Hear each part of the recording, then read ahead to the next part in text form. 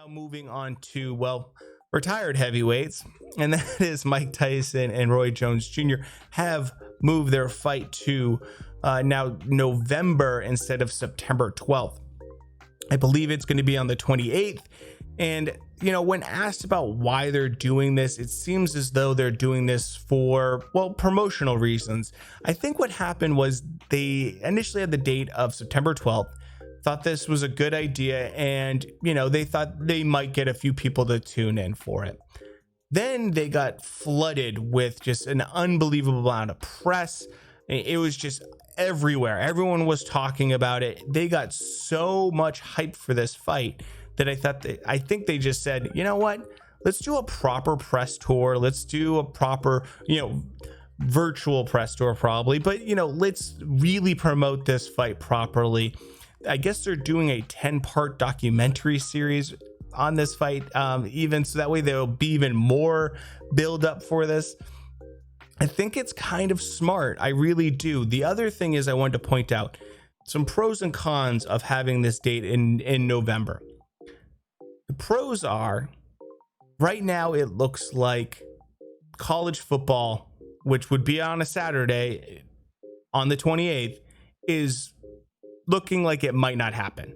It's looking like their schedule, if it does happen, might be shortened or very abbreviated. That's a good thing for this fight, because the less people are watching other sports at that time, the more likely they are to tune in. The downside is if this whole promotion for this fight gets completely, just swept under the rug because of, it's an election year, and elections are going to be starting in November. I believe the date's the 4th of November. But if things take a while because you're doing mail-in ballots and everything like that, that means that this fight could really, really, like I said, be swept under the rug, because people are just going to be so frantically involved with the politics that are going on at the time, especially if there's recounts and it's just taking a long time.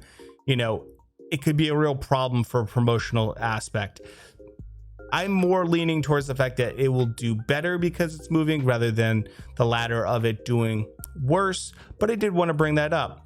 Another little side note to this, and I'll probably end here, is Roy Jones Jr. brought up the fact that the California State Athletic Commission, they can't control Mike, and that he'll be ready to have a war.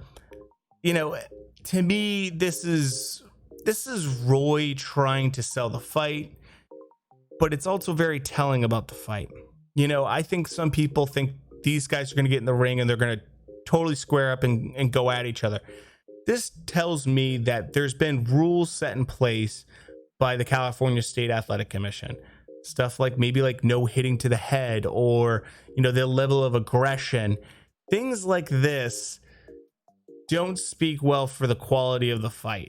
And I'm thinking more and more now this is going to be glorified sparring session, to be honest with you, especially with no headgear and everything like that.